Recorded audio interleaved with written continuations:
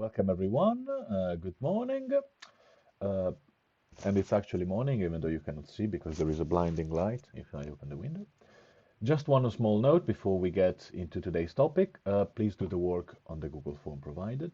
It will make it much easier for me to mark, assess it, and to give you comments on how to improve your paragraphs, which is literally my job. Please make it easier. Now, that said, let's move on to today's topic, which is the importance of slavery in the Southern United States. The question you will be answering is structured as an exam question, and you will have to explain two ways in which slavery affected the Southern states. You can find some guidance on how to answer it in the GCSE revision guide, which I have uploaded a few days ago. The link is in the transcript, or yes, the link is in the transcript pretty much, or you can find it in the Google Classroom. In brief, since it's an exam answer, you will have to include the following things. Knowledge of second-order concepts, such as causation and consequence, significance and change and continuity, or all the others. Since it's an AQA question, you will also have to include two or more reasons. The question is, how did slavery affect the Southern United States? And you will need to explain two or more reasons why. I will list three in this video, okay? Three very general reasons. And then you will need to add some factual and contextual knowledge, which you can get either from yours truly in this video or from the articles that are also linked in the transcript. So today, as we said, we are asking ourselves, how did slavery affect the Southern United States? And to do that, we are going to look at the history of the institution, which might link well to what you might have studied when doing Elizabethan England. We will do some revision on that as well. And then at why it was important for the South. Okay, looking at three main aspects. How it was essential for the economy of the South, how it was essential for its social structure, and how it was essential for its culture. Notice I will keep repeating and stressing the word essential. Also, some of you might have noticed that in the small whiteboard there is an arrow going from economy to social structures to culture. This is because in today's inquiry we are following a sort of Marxist approach to this particular historical issue. Now, I know that several of you will associate the word Marxist with dreaded memories of communist tyranny, but let me assure you that the two things are only indirectly related. Now, it's a very interesting topic. Send me an email if you want to know about it or do your own research. But simply put, it's an approach to historical interpretation that emphasizes how everything in a society, in an historical period in general, derives from the economy, okay? So, you got the way an economy is organized, this dictates how society is organized, this dictates how culture, what kind of cultural products are created there, and how people understand each other. Simply put, as we said, how everything derives from its economic structure and from the differences in power between the workers, those who work the land and work in the factories or in the companies, and those who owned the means of production, so the land, the factories, and the companies. It's an interesting historical experiment because, as we will see, a slave economy can easily turn into a slave society and produce a slave culture. Now, let's go back a couple of centuries to the 17th century. I hope that most of you are aware of that the reason why English is spoken as the first language in most North American countries is due to the colonization that took place in the 17th century. The first colonies were called New England, and the state of Virginia takes its name from Elizabeth, the Virgin Queen. Its capital is Jamestown, named after King James I of England. There is another Boston there, which is probably worse than the Boston we have here. And, well, so English colonization in the Americas. We're talking about the period before the Independence War. Now, initially, these colonies were not profitable. They were a drag on the resources of the crown and of the private companies that established them. And this was for a number of reasons. Especially because, well, you know, the natives, some people already lived there and they were not too excited about having white settlers occupying the land. But generally, things changed, and the colonies started to turn in a profit when the focus of their production shifted from normal agricultural goods, like grain, beans, and whatever, to cash crops, okay? What are cash crops? Cash crops are crops, agricultural products that are produced and sold, produced to be sold rather than to be consumed directly. They are, in a way, a luxury good. Okay, they are things like cotton, tobacco, or sugar cane. You cannot eat cotton, you cannot eat tobacco, and if you eat a lot of sugar cane, your teeth will fall off. Those are luxury goods that require a lot of work, and they need a world trade to be sold. Okay, which, lo and behold, was exactly what was going on in the 17th century. Another important thing about cash crops is that they were produced in large fields called plantations, which were extremely labor intensive. What does it mean? It means that a huge amount of workers were required to make them profitable. Okay, something I'm not a farmer, so I don't know, but something that grows by itself and essentially takes care of itself is not labor intensive. It's capital intensive because you need the field. Cotton, on the other hand, needs the field but also needs people to pick it one by one and is therefore called labor intensive. And as everyone in the 17th century knew, forced labor is best labor. And initially, these workers were the so-called indentured servants, that is, people who decided to work their prison sentence off in plantations. Fun fact, Americans make fun of the Australians quite a lot because of the Australians' past as a penal colony. However, the United States, before they became the United States, were the largest and longest-lasting penal colony in British history, so I don't have much to laugh about that.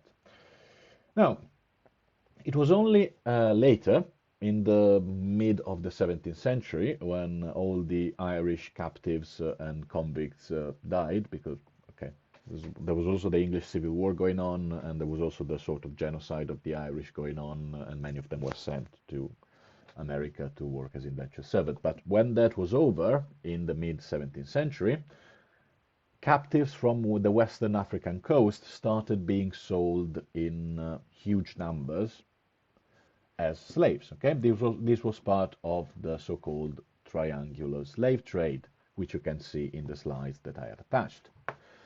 The slave trade started in the 17th century and reached its peak in the late 18th century, only to show signs of decline in the 19th, also thanks to British pressures.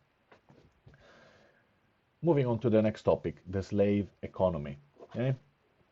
Economy, society, culture. Slave economy.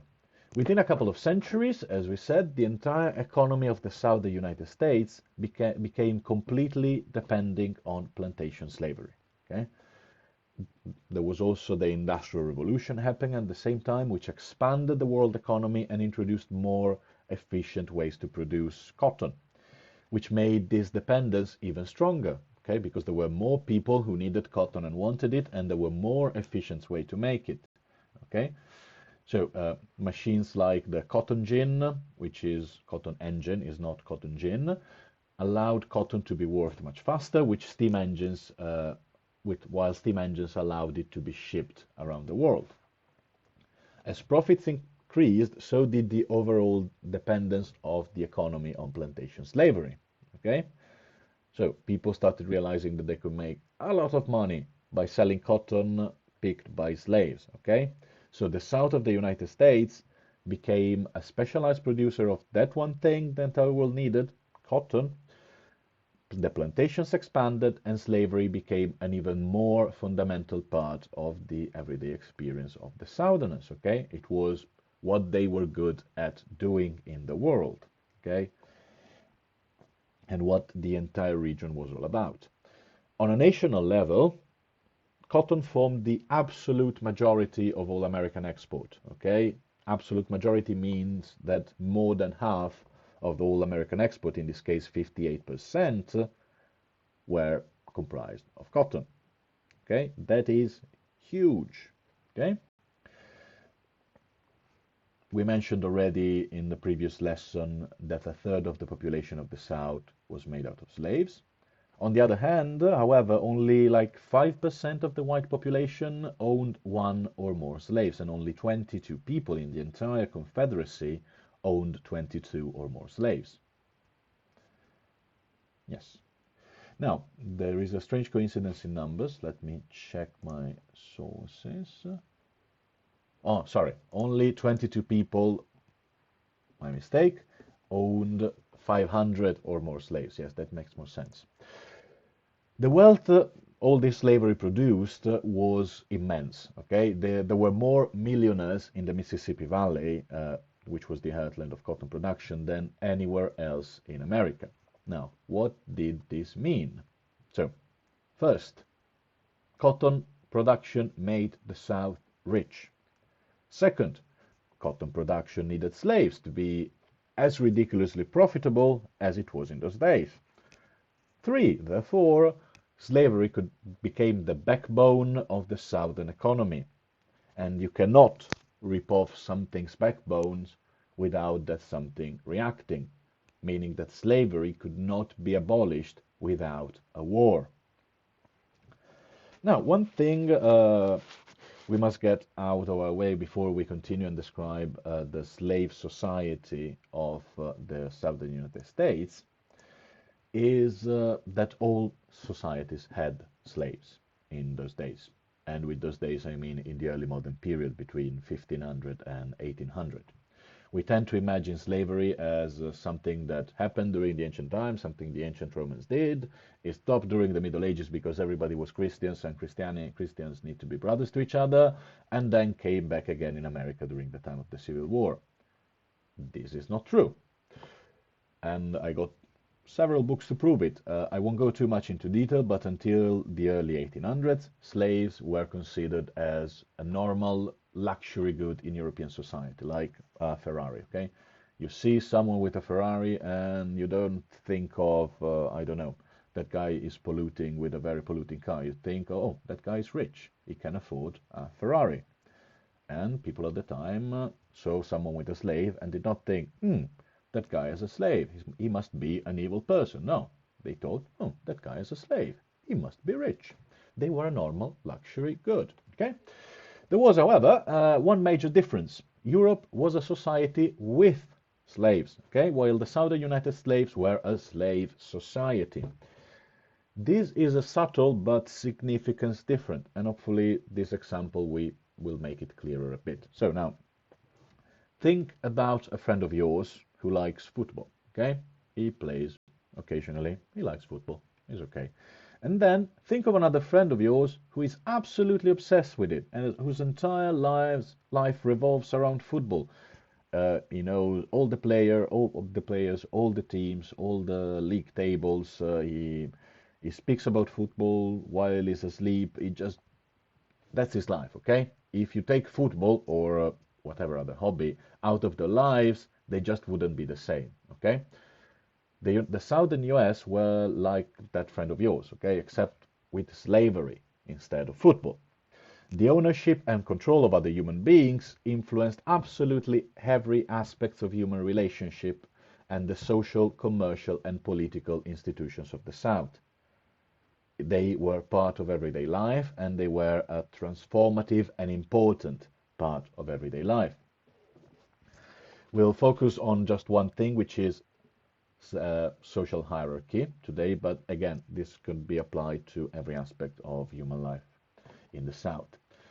Slave ownership allowed people to enter the ranks of the upper classes. Let me draw a quick pyramid here.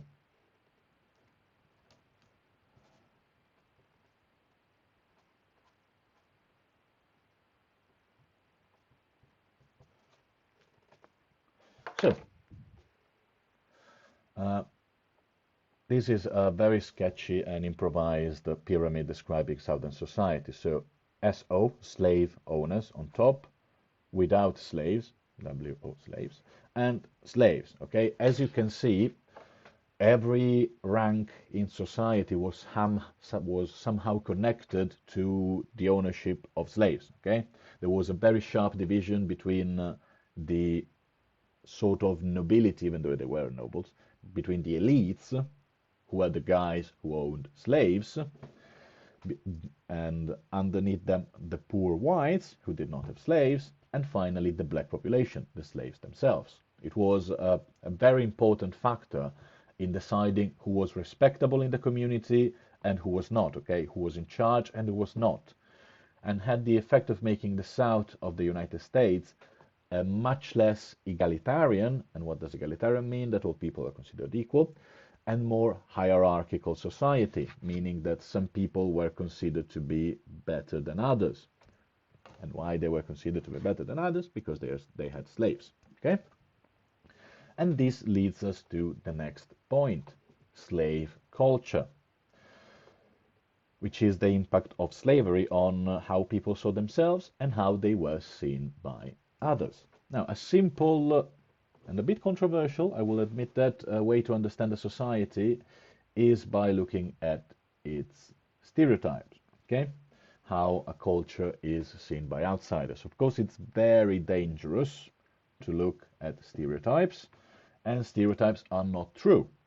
However, they reflect the way a society is seen by outsiders and occasionally by its own members.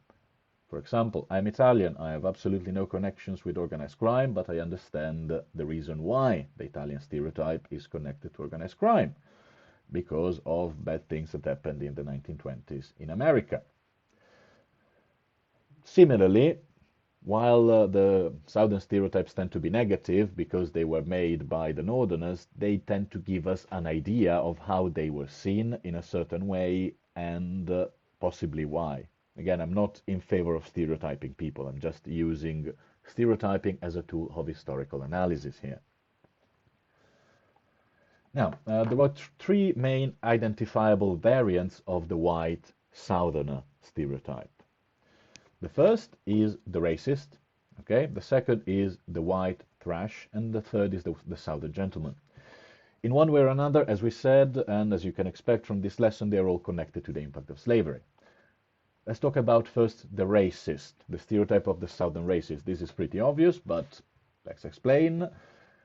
Why were people racist? Because having a group of people, the blacks, who were forced to the lowest social position to be slaves by virtue of their provenance and therefore the color of the skin, because they were black, eventually with the centuries made people think that they were inferior by nature, that they were slaves because they were black. Okay? Not they were slaves because they happened to be very, very, very unlucky. No, but that it was some sort of natural condition, that there was a hierarchy of races and that they were on top because they owned them. Again, this is pretty self-explanatory how you become racist in a slave society. The second stereotype is the white thrash. As we have seen, there were three layers in the Southern social pyramid: the slavers, the ones without slaves, and the slaves themselves. The stereotype of the Southern white thrash as uncultured, lazy, uncouth was created by the slave owners, okay, to describe their inferiors, the same way knights and nobles in early modern Europe would describe those poor peasants as uncultured, lazy, and uncouth. They were part of the same social group, but they were inferiors. Why they were inferior? Because they did not have slaves. Third, we got the Southern gentleman. Okay, think of Colonel Sanders from Kentucky Fried Chicken. That's the stereotype of the Southern gentleman. And this stereotype generally covers, again, the slave-owning nobility of the South with its own code of behavior. They behaved in a certain way and they had certain attitudes exactly because they were a slave-owning class, okay? They were the nobility of the South. Why were they nobility? Because they are slaves. You know how it works. There is a lot more to say about slave culture. There is really a lot more, but as you can see, most of the aspects of how the South saw himself and how it was seen by outsiders were connected with the issue of slavery. So, to conclude, slavery affected the South for these three reasons which we said at the beginning of the video. It was a fundamental part of its economy. Therefore, it affected its social structure. Therefore, it created a slave society, a slave culture, okay? Now, go ahead and answer the question in the Google form and let me know if you have any doubts, comments, or questions. Thank you, and see you next week.